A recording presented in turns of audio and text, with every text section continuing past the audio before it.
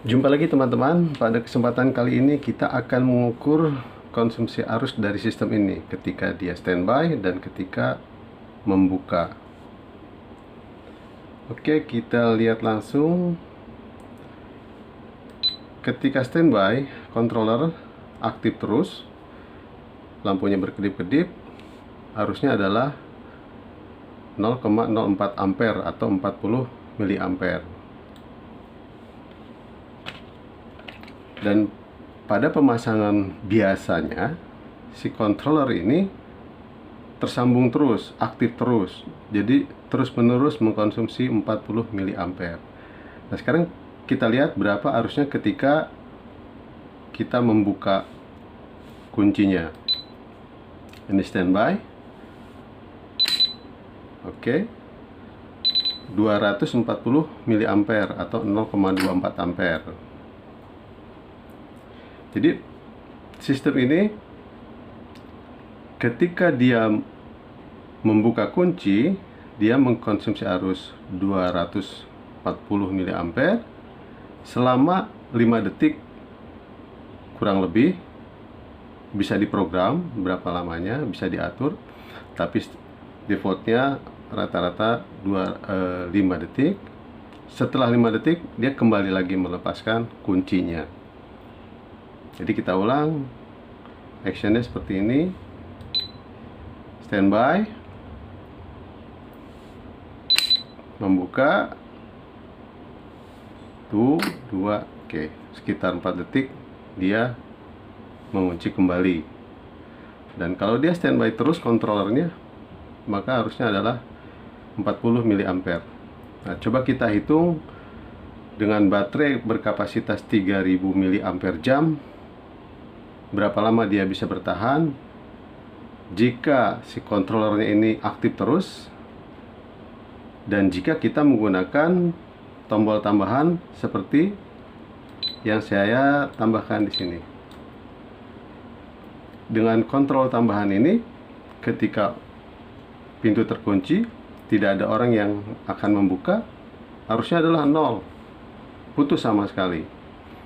Tapi ketika akan membuka, kita harus menekan dulu tombol ini, switch ini, baru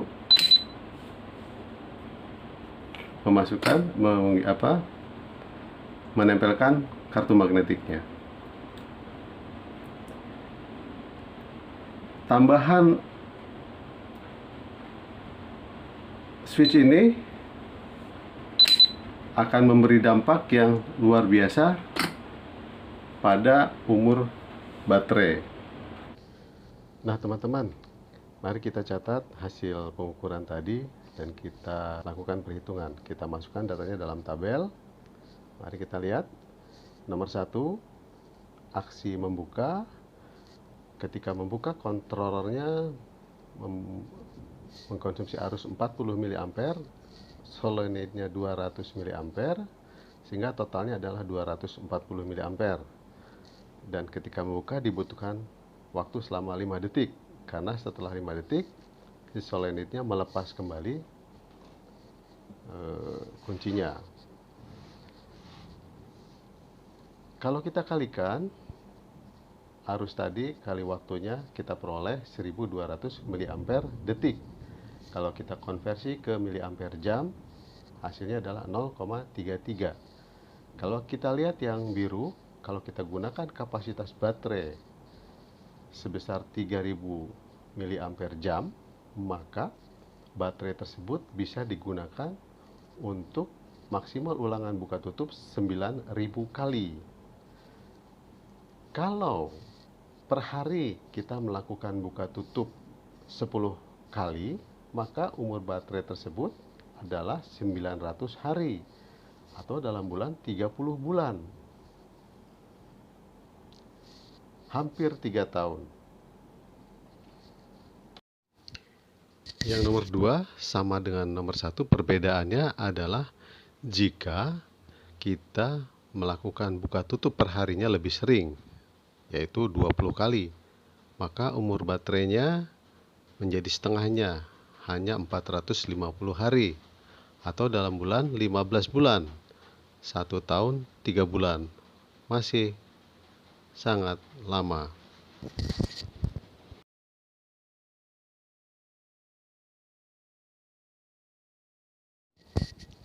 Baris ketiga adalah jika kita menggunakan solenoid jenis lain yang arusnya lebih besar, yaitu 500 mA ketika membuka.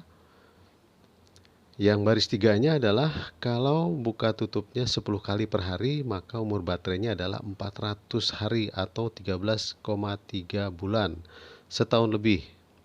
Sedangkan jika buka tutupnya 20 kali, yang baris 4, maka umur baterainya adalah 200 hari atau 6,7 bulan. Masih cukup lama. Tabel yang tadi, umur baterai bertahan lama dengan catatan controllernya hanya aktif ketika akan membuka pintu. Nah, yang sekarang kita lihat adalah jika controllernya adalah selalu siaga. Walaupun dia hanya mengkonsumsi 40 mA, saat itu solenoidnya 0 karena tidak aktif.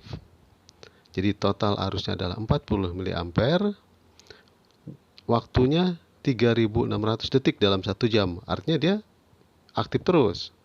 Kalau kita kalikan, kita peroleh 144.000 mA detik atau 40 mA jam. Sehingga dengan kapasitas baterai warna biru 3000 mA, maka lama waktu siaganya adalah 75 jam saja. Baterai akan habis dalam 3 hari. 3 hari lebih sedikit. Jadi tidak praktis lagi kalau kontrolernya selalu dihidupkan. Sebetulnya untuk apa dihidupkan kalau kita tidak akan membuka baterai? Ya kan? Nah, yang nomor 2, ada teknologi yang ada mode hemat daya, yaitu dengan mode sleep lah mikrokontrolernya. Asumsikan misalnya dengan mode tersebut hanya mengkonsumsi 1 mA saja. Solenoidnya 0, totalnya adalah 1 mA, yaitu yang baris 2 semuanya. Jadi waktu hidup dalam 1 jamnya adalah 3600 detik. Konsumsinya adalah 3600 atau 1 mA jam. Sehingga baterai dengan kapasitas 3000 mA jam akan bertahan selama 3000 jam. Atau dihitung dalam hari 125 hari. Lumayan. Namun controller dengan mode sleep ini masih jarang. Sehingga kalau kita simpulkan bahwa kalau kita menambah sebuah switch yang kita tekan ketika akan membuka pintu, maka kita bisa menggunakan baterai untuk penggunaan bertahun-tahun. Demikian. Nah, setelah kita lakukan perhitungan dengan menambahkan switch seperti ini, kita bisa menghemat baterai, penggunaan baterai dengan sangat signifikan. Jadi, kalau biasanya kontrolernya standby, kita tekan seperti ini langsung terbuka, kita menambah satu tindakan, yaitu tekan switch, tempel, lepas. Sudah. Dia mengunci kembali. Diulang lagi, tekan, tempel, lepas. Dia mengunci, membuka dan mengunci kembali. Tekan, tempel, lepas, membuka, lalu mengunci kembali. Nah, terkadang bisa kita lakukan dengan cara seperti ini. Lepas.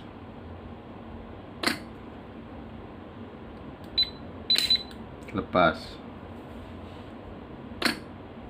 Dengan cara ini, baterainya bisa bertahan berbulan-bulan. Setahun, 2 tahun, lebih. Nah, dengan penggunaan baterai ini, memungkinkan penggunaan door lock ini menjadi lebih luas lagi. Karena instalasinya menjadi simpel. Kita tidak harus menggunakan catu daya listrik dari PLN. Jadi, di laci, di lemari, kita bisa gunakan sistem door lock ini. Dan kelebihan lain bahwa jarak si kartu magnetik ini cukup jauh. Seperti ini, kita tempel ya, ada jarak 2 cm, dia sudah terdeteksi. Bahkan jika kita tutup, misalnya ada halangan, ada papan, misalnya ini di laci, dia masih aktif ya, dia bisa menembus. Cuma dalam kondisi itu si papan tombolnya ini jadi seolah-olah tidak berguna.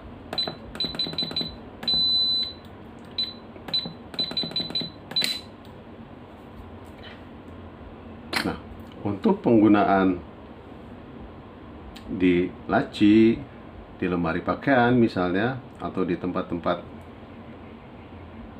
lain yang kecil, kita pakai baterai, kita bisa bikin kontrolernya menggunakan Arduino misalnya, akan menjadi lebih praktis. Jadi kita tidak membutuhkan keypad ini. Ukuran kontrolernya akan menjadi sangat kecil, ringkas, dan baterainya bisa dikurangi sebetulnya dari 3 buah menjadi 2 buah, atau bahkan 1 buah.